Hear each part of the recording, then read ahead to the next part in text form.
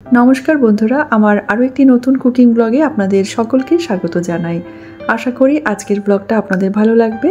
আপনারা আমার সাথে থাকুন আর পুরো ব্লগটা দেখতে থাকুন। সকালে শুরুতেই আগে রান্নাঘরে এসে যে কাজটা করে থাকি সেটা হলো চা বানানো। তো এই যে চায়ের জলটা বসিয়ে দিলাম আর এদিকে সবজি সব কাটা হয়ে গেছে। আজকে একটু কচু রান্না করব, আলু আর কচু দিয়ে কচুর দম করব, আর এই করলাটা ওই মশলা দিয়ে রান্না করব। আর এখানে কুমড়ো আর আলুটাও কেটে রেখেছি, দেখি কুমড়োটা আজকে একটু অন্যভাবে বানাবো। তো এদিকে চায়ের জলটা বেশ ফুটে গেছিলো আর এবার এর মধ্যে দিয়ে দিলাম চা পাতাটা দিয়ে আমি এটাকে ঢেকে রাখবো কিছুক্ষণ। আর আমি তো এই চাটাই খাই প্রতিদিন আর কি, লিকার চা, চিনি ছাড়া। তো যাই হোক, চাটা ঢেকে রেখেছি, এবার জলখাবারটা বানিয়ে নিচ্ছি। তো প্রথমে ওটসটাকে বেশ ভালো করে গ্রাইন্ড করে নিলাম, তারপর ওর মধ্যে দিয়ে দিয়েছি 2-3 চামচ মতো টক দই আর সামান্য একটু জল দিয়ে এটা একটা বেশ লিকুইড ব্যাটারের মতো বানিয়ে নিলাম। এর মধ্যে আমি দিয়ে দিলাম 2 চামচ বেসন, মানে বড় চামচে 2 চামচ বেসন দিয়েছি, আর দিয়েছি কাঁচা লঙ্কা আর কারি পাতাটা একটু কুচি করে কেটে নিয়েছিলাম, আর স্বাদ মতো নুন দিয়েছি। ব্যাস, এর মধ্যে আজকে আর কিছু দেবো না। এর মধ্যে একটু সবজি দিলেও ভালো লাগে, মানে গাজর ক্যাপসিকাম দিলে ভালো লাগে, তবে আজকে সবজি ছাড়াই বানাচ্ছি। তো এই যে তাওয়াটার মধ্যে দিয়ে দিলাম সামান্য একটু সাদা তেল আর একটু সর্ষে দিয়ে দিয়েছিলাম। সর্ষেটা যখন বেশ একটু মানে ভাজা হয়ে এসেছে তখন আমি এর মধ্যে দিয়ে দিলাম ব্যাটারটা। তো একদম পাতলা করেই করছি এই চিলাগুলো, খুব বেশি মোটা করে বানালে মানে খেতে ভালো লাগে না, দিয়ে দিশাও পছন্দ করে না। তো এই যে এক পিঠটা হয়ে গেছিলো, আমি আবার উল্টো সাইডটাও ভেজে নিলাম। আর একদম কম তেলেই আর কি এটা বানিয়ে নেওয়া যায়, আর খেতেও কিন্তু খুব ভালো লাগে। তো আমি এখানে বাইন্ডিংয়ের জন্য দিয়েছি বেসন। তো বেসনের পরিবর্তে আটাও দেওয়া যেতে পারে, অথবা অনেকে যারা ময়দা খান তারা ময়দা দিয়েও করতে পারেন, তবে আমি বেসনটা দিয়েই করি। তো চাটা বেশ ভালো মতো ভিজে গেছিলো, আর এই যে চাটাকে এবার ছেঁকে নিলাম। আর আজকে সকালে আর চা খাওয়ার মানে আলাদা করে টাইম পাইনি, যে শান্তি করে বসে একটু চা বিস্কুট খাবো তারপরে জলখাবার খাবো, সেই টাইমও হয়নি। সেই কারণে আজকে চা জলখাবার সব একসাথেই খেয়ে নিচ্ছি।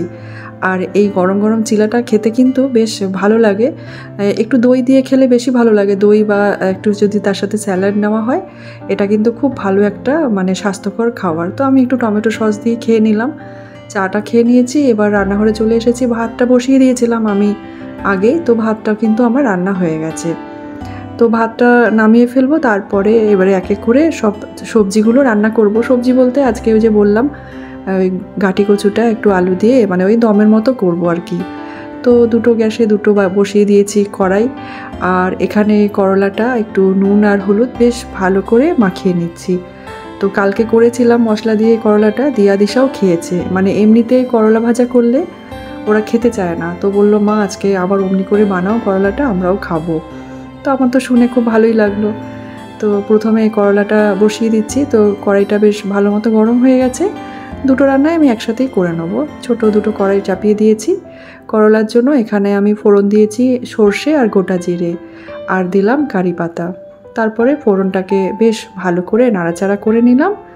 আর এই যে এবার করলাটা আমি দিয়ে দিচ্ছি। এটা করলা নয়, সরি, এটা উচ্ছে। করলাটাতে একটু বেশ বড় হয়, এটা একদম ছোটোই ছিল। যাই হোক, উচ্ছেটা দিয়ে ভালো করে নাড়াচাড়া করলাম।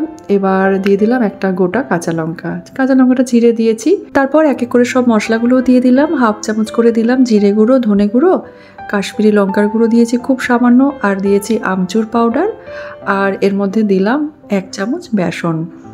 ব্যাস হয়ে গেছে, এটাকে বেশ ভালো করে নাড়াচাড়া করে নেব, আর একদম লো ফ্লেমে ঢেকে রেখে রান্নাটা করে নেব।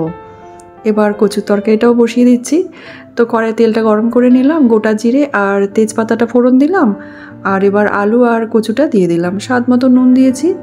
এবার বেশ ভালো করে কচুটাকে একটু নাড়াচাড়া করে ঢেকে রাখবো।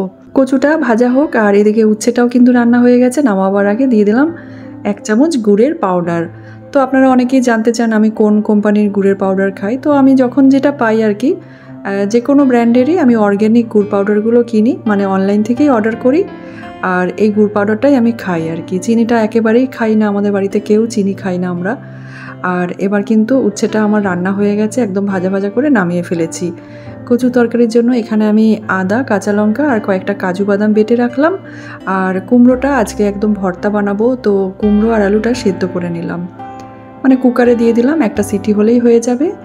আর এদিকে কচুটাও বেশ ভালো মতো লাল করে ভেজে নিচ্ছিলাম, আর এদিকে দেখলাম ভাতটাও হয়ে গেছে, মানে ভাতটাও নামিয়ে ফেললাম। আলু আর কচুটাকে একেবারে লাল করে বেশ ভালো করে ভেজে নিয়েছিলাম প্রথমে। তারপরে যে মশলাটা বাটলাম সেটা দিয়ে দিলাম, আর গুঁড়ো মশলাগুলো দিয়ে দিলাম, জিরে গুঁড়ো, ধনে গুঁড়ো, হলুদ, আর দিয়েছি কাশ্মীরি লঙ্কার গুঁড়ো। তো মিডিয়াম আঁচে বেশ ভালো করে মশলাটাকে কষিয়ে নিলাম। একটা টমেটো দিয়ে দিলাম কেটে। তারপর যখন মশলাটা বেশ ভালো মতো কষানো হয়ে গেছে, গরম জল দিলাম, আর মিষ্টির জন্য দিলাম গুড়ের পাউডার। ব্যাস ঢেকে রেখে রান্নাটা করলেই হয়ে যাবে। আর এবার কুমড়ো ভর্তাটাও করে নিচ্ছি। তো কড়াইতে দিলাম সাদা তেল। তেলের মধ্যে আমি ফোড়ন দিয়েছি হিং, গোটা জিরে আর কাঁচা লঙ্কা। তারপর দিলাম হাফ চামচ করে জিরে গুঁড়ো, ধনে গুঁড়ো, হলুদ, কাশ্মীরি লঙ্কার গুঁড়ো, আর দিলাম 2 চামচ আমচুর পাউডার। স্বাদ মতো নুন দিলাম, আর দিলাম গুড়ের পাউডার। তারপরে একটু জল দিয়ে মশলাটাকে বেশ ভালো করে কষিয়ে নিলাম, আর সেদ্ধ করে রাখা কুমড়ো আর আলুটাও দিয়ে দিলাম। এবার হাই ফ্লেমে বেশ ভালো করে একদম শুকনো করে কুমড়োটাকে নাড়াচাড়া করে নিলাম। নামাবার আগে দিয়ে দিলাম একটুখানি কাসুরি মেথি, আর এটাতে একটু ধনেপাতা দিলে এটা খেতে কিন্তু আরও বেশি ভালো লাগে। তো ধনেপাতা ছিল না বাড়িতে, আমি সেই কারণে একটু কাসুরি মেথি দিয়ে নামিয়ে ফেললাম। একেবারে শুকনো করে নামিয়ে ফেলেছি কুমড়োর এই ভর্তাটা। যাই হোক, রান্নাবান্না সব কমপ্লিট হয়ে গেছে, আর এবারে খেতে দেওয়ার পালা সবাইকে। রান্না হয়ে গেলেই মনে হয় যেন অনেক কাজ আমার সারা হয়ে গেল। আর এত পরিমাণে আজকে সকাল থেকে গরম লাগছিল, আমি তো দিয়াকে বলছিলাম যে গরমটা সহ্য করা যাচ্ছিল না। আমি জানি না কেন আমারই শুধু গরম লাগছে। দিয়াকে বারবার জিজ্ঞেস করছি, কী রে তোর কি লাগছে? বলছে হ্যাঁ মা, আজকে সত্যিই গরম আছে। রান্না করতে করতে আমি ঘরে এসে একবার করে বসছিলাম ফ্যানের তলায়। যাক, এরকম ওয়েদার দেখে আমার মনটা তো খুব ভালো হয়ে গেল। আমি তো বৃষ্টি খুবই ভালোবাসি। একদম অন্ধকার করে এসেছে মেঘটা, দেখছি বৃষ্টি হচ্ছে। যদিও আজকে সকালেও কিন্তু একটু বৃষ্টি হয়েছিল। দিশা তো স্কুলে যখন যাচ্ছিল তখন বেশ ভালো মতোই বৃষ্টি হচ্ছিল। তো তারপরে আবার যে এতটা গরম হবে বুঝতে পারিনি। যাক, ওয়েদারটা একটু ঠিক হলো, ঠান্ডা ঠান্ডা ওয়েদার। এবার একটু খেতে বসেও শান্তিতে খাওয়া যাবে। তো এই যে দুপুরের খাবার দাবার সব রেডি করে নিয়েছি, আর খাবারটাকে বেড়ে নিলাম। প্রথমে দিয়ার বাবাকে দিয়ে দেবো, আর দিয়া দিশাকে বললাম খেতে বসার জন্য। তো বলছে আমাদের এখন খিদে পাইনি, আমরা এখন খাবো না, তোমরাই খেয়ে নাও।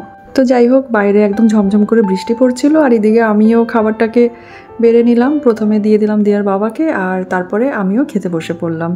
চলুন আমরা দুপুরে খাওয়া দাওয়া সব সেরে নিই, আর আজকের এই কুকিং ব্লগটা এখানেই শেষ করে দিই। আর ভিডিওটা কেমন লাগলো অবশ্যই কমেন্ট করে জানাতে ভুলবেন না। আপনাদের কমেন্টগুলো পড়তে আমার কিন্তু খুব ভালো লাগে। আপনারা প্রতিদিন এত সুন্দর সুন্দর পজিটিভ কমেন্ট করেন, আর এই কমেন্টগুলো পড়ার পরে কিন্তু আরও নতুন নতুন ভিডিও বানানোর উৎসাহ পেয়ে যাই। তো আপনারা এভাবেই আমার পাশে থাকবেন, আমাকে ভালোবাসা দিয়ে যাবেন। আপনাদের ভালোবাসা ছাড়া আমি কিছুই না। আজকের ব্লগটা শেষ করছি এখানেই। দেখা হবে নেক্সট ব্লগে। ধন্যবাদ।